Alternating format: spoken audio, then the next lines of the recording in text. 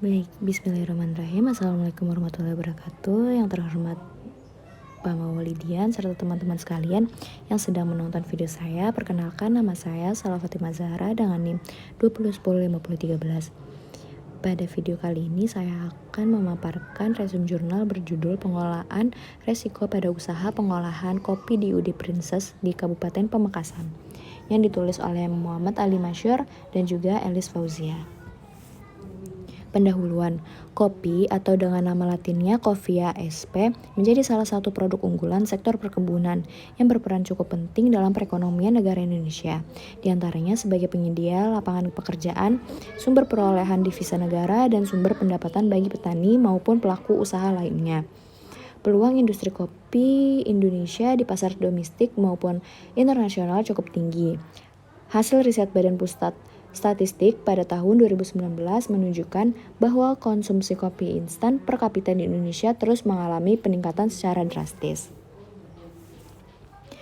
Metode pada penelitian ini menggunakan dua metode analisis data, yaitu Fishbone dan juga aproksimasi expert opinion. Dilakukan di UD Princess yang beralamat di Jalan Anugrah, Pamekasan.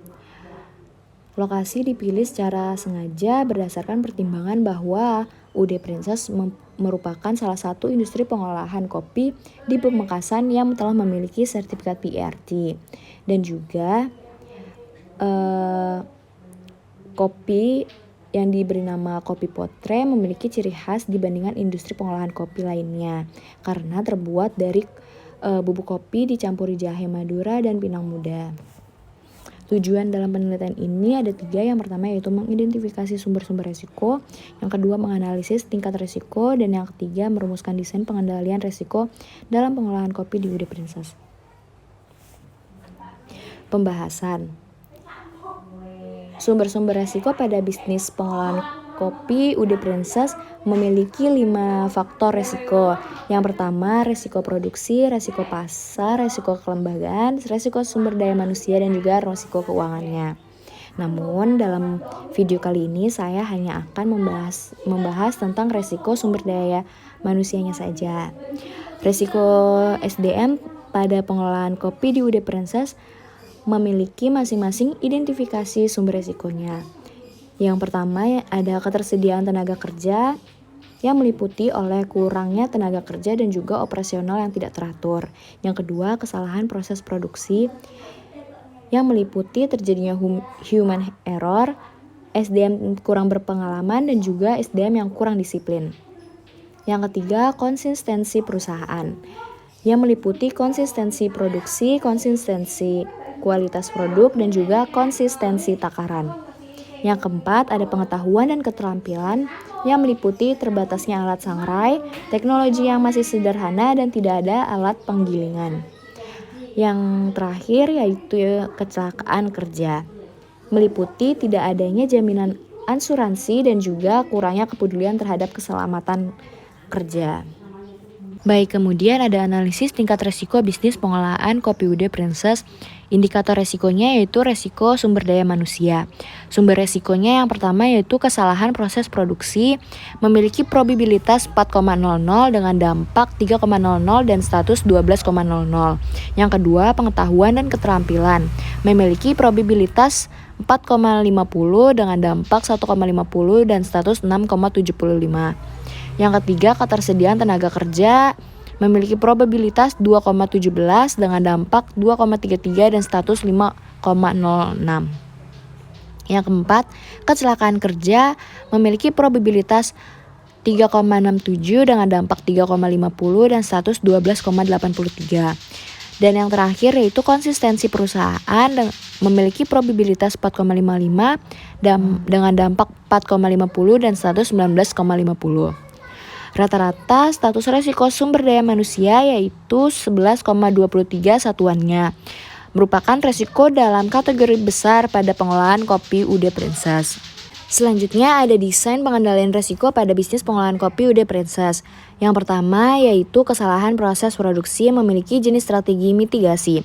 Dengan desain pengendaliannya melakukan proses produksi sesuai dengan prosedur yang diterapkan sebagaimana semestinya. sehingga dapat meminimalisirkan kesalahan yang terjadi. Yang kedua, pengetahuan dan keterampilan. Jenis strateginya yaitu preventif dengan desain pengendalian, mengembangkan sumber daya manusia dengan mengadakan pelatihan. Dengan cara tersebut dilakukan agar tenaga kerja memiliki pengetahuan dan keterampilan yang sama dalam menjalankan usaha pengolahan kopi. Yang ketiga, ketersediaan tenaga kerja. Jenis strateginya tidak ada dan juga desain pengendalian yang tidak ada. Dikarenakan ketersediaan tenaga kerja pada UD Princess ini mayoritas dari kalangan anggota keluarga atau warga sekitar, sehingga proses perekrutan tenaga kerja kurang diperhatikan.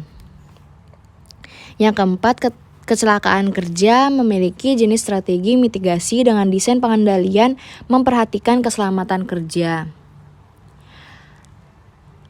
Kecelakaan kerja dapat dicegah dengan cara memperhatikan keselamatan kerja. Seharusnya tenaga kerja memperhatikan tata cara dan pengolahan kopi secara benar dan baik agar dapat menghindari kecelakaan selama bekerja.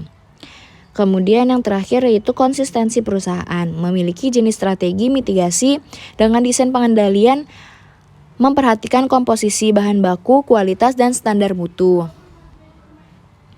Di mana pemilihan bahan baku menjadi sangat penting dalam proses produksi karena memiliki dampak pada harga dan keputusan pembeli yang dilakukan oleh konsumen. Kesimpulannya, dalam industri pengolahan kopi UD Princess terdapat 5 jenis resiko. Yang pertama yaitu resiko produksi, yang kedua resiko pasar, yang ketiga resiko kelembagaan, yang keempat resiko keuangan, dan yang terakhir resiko sumber daya manusia. Di mana resiko sumber daya manusia ini merupakan resiko yang masuk ke dalam kategori tingkat tinggi pada kopi UD Princess. Sumber daya manusia merupakan salah satu elemen penting dalam menjalani sebuah usaha. Maka dari itu, ketersediaan tenaga kerja menjadi bagian dari resiko SDM. Karena jika suatu usaha tidak tersedia tenaga kerja, maka usaha tersebut tidak dapat dijalankan. Pengetahuan dan keterampilan serta keselamatan pekerja juga hal yang penting bagi para sumber daya manusia yang bekerja, agar dalam pelaksanaan pekerjaan dapat tetap berjalan dengan lancar. Sekian video presentasi dari saya, kurang lebihnya mohon maaf. Wassalamualaikum warahmatullahi wabarakatuh. Terima kasih.